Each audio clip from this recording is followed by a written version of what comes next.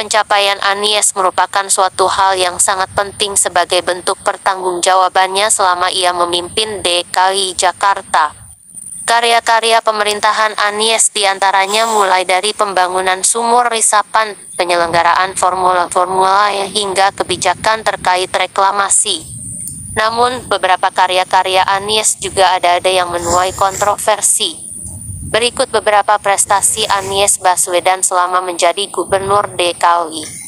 1. Jakarta International Grand Circuit, ajang balap mobil listrik internasional, Formula sukses digelar di DKI Jakarta pada tanggal 4 Juni tahun 2022. Berlokasi di Ancol, gelaran Formula menjadi momentum yang penting di era kepemimpinan Anies Baswedan. Suksesnya ajang balapan mobil listrik itu telah berhasil membawa nama baik ibu kota negara ke seluruh dunia. JEC memiliki panjang 2,4 km dengan lebar 12 meter dan 18 tikungan. Ini menelan biaya pembangunan kurang lebih 190 miliar. 2. Stadion Jakarta International Stadium JIS diresmikan pada April 2022. Proyek Jakarta International Stadium JIS ini dirancang sesuai standar Federation International de Football Association FIFA dan merupakan salah satu mega proyek berskala dunia yang dibangun di atas lahan seluas 22 hektare di Jakarta Utara. JIS adalah stadion yang mengusung konsep Green Building pertama di Indonesia. Stadion yang dibangun dengan biaya fantastis sebesar 4,55 triliun merupakan stadion berstandar internasional dan memiliki kelebihan yakni material atapnya menggunakan membran ethylene tetrafluoroethylene. 3. Revitalisasi Kota Tua Batavia. Anies Baswedan telah mengubah zona rendah emisi low emission zone atau LES Kota Tua. Dalam revitalisasinya itu, saat ini Kota Tua hanya dapat dilalui oleh pejalan kaki, bus Transjakarta, kendaraan listrik, pesepeda, dan bus berstiker khusus. Revitalisasi jalur pedestrian Kota Tua yang telah diresmikan Gubernur DKI Jakarta diharapkan dapat meningkatkan kenyamanan bagi pejalan kaki dan pengguna sepeda serta mewujudkan kawasan rendah emisi. Pedestrian ini juga dilengkapi berbagai fasilitas, selain itu juga dimudahkan bagi para disabilitas. Namun, jalanan Kota Tua yang baru sempat heboh karena banyak pemotor yang jatuh terpeleset disebabkan permukaan jalan licin. Pada saat proses pembangunan LES Kota Tua juga banyak dikeluhkan karena membuat macet jalanan sekitarnya. 4. Sumur resapan. Sumur resapan termasuk salah satu karya Anies yang sangat kontroversial. Ide dasarnya yaitu Pemprov DKI ingin membuat air masuk ke dalam tanah. Namun nyatanya, tidak semua karakter tanah di Jakarta mampu menyerap air. Pada saat pembangunannya juga menuai kritik karena menyebabkan kemacetan di beberapa titik jalan. 5. Pembangunan jalur sepeda. Pada masa pemerintahannya, Anies menggencarkan pembangunan jalur sepeda. Anies menargetkan tersedianya 535,68 km jalur sepeda pada tahun 2026 di Jakarta. Hal ini sesuai dengan peraturan gubernur yang ditekan pada tanggal 10 Juni tahun 2022, yaitu Pergub nomor tanggal 25 tahun 2022 tentang rencana pembangunan daerah DKI Jakarta tahun 2023-2026. Saat ini Jakarta telah memiliki 103 jalur sepeda. 6. Definisi di Jalan Jenderal Sudirman. Selain menjadi fasilitas penyeberangan jalan, jembatan yang terdapat tulisan 37 nama tenaga kesehatan yang gugur akibat COVID tersebut kini menjadi destinasi wisata warga di Jakarta. Tidak hanya cepo penisi di sepanjang Jalan Jenderal Sudirman sebelumnya sudah memiliki 3 cepo yang instagramable, yaitu Cok Bundaran Senayan, Gelora Bung Karno, GKK, dan Polda Metro Jaya. 7.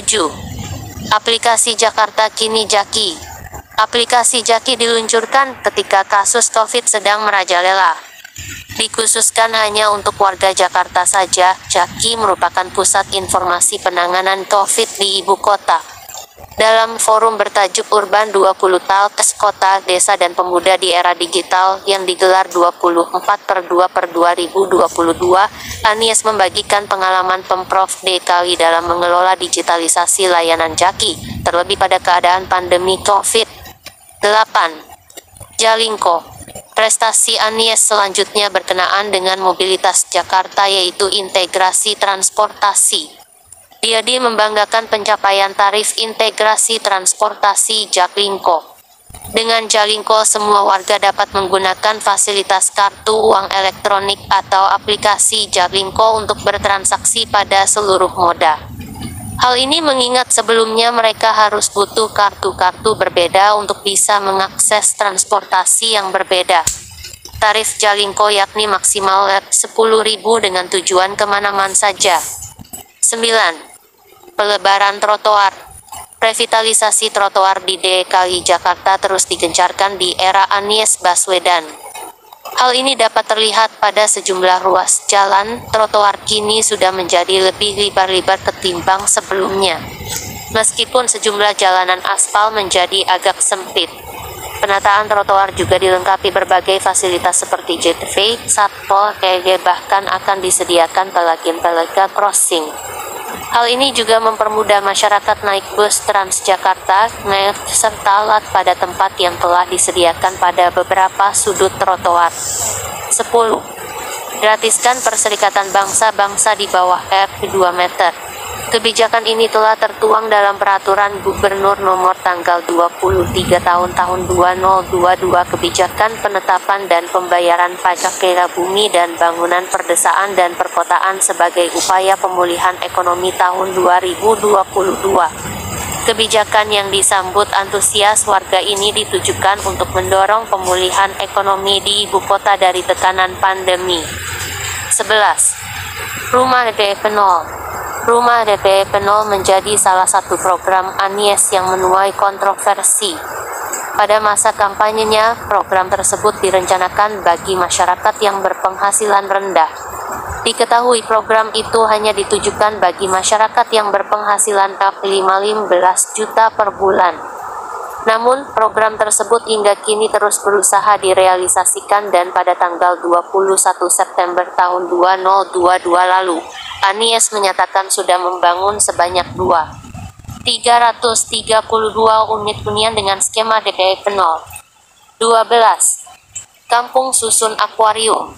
Gubernur DKI Jakarta Anies Baswedan juga meresmikan Kampung Susun Akuarium bertepatan dengan HUT RI ke-76. Pemprov DKI Jakarta telah menyelesaikan pembangunan 2 blok dari 5 blok hunian Kampung Susun Akuarium, yaitu Tower Blok B serta D, dan para warga Kampung Akuarium dapat menempati hunian layak tersebut. 13. Flyover Tapal Kuda. 2 flyover tapal kuda yang berada di Lenteng Agung dan Pasar Minggu, Jakarta Selatan menjadi proyek yang dibangun di masa kepemimpinan Gubernur DKI Jakarta Anies Baswedan. Kedua flyover itu dibangun sebagai sarana putar balik-balik kendaraan dari dan ke arah Pasar Minggu maupun Depok agar pengendaraan tak harus melintas di perlintasan kereta api.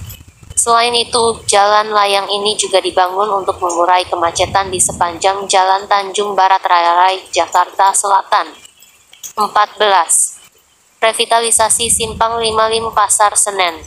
Pemprov DKI Jakarta telah merampungkan revitalisasi Simpang 55 Pasar Senen dengan menggunakan 4 skala prioritas pembangunan transportasi berbasis jalan raya di Jakarta, yaitu pejalan kaki, pesepeda, kendaraan bebas emisi, angkutan umum serta kendaraan pribadi. Halte Transjakarta Senen kini lebih lebar-lebar dan modern. Pasar Senen bercorak Tuts Pian Nipolatria Matria Senen bercorak Betawi dengan gemerlap lampu warna-warni pada malam hari. Keduanya dilengkapi dengan elevator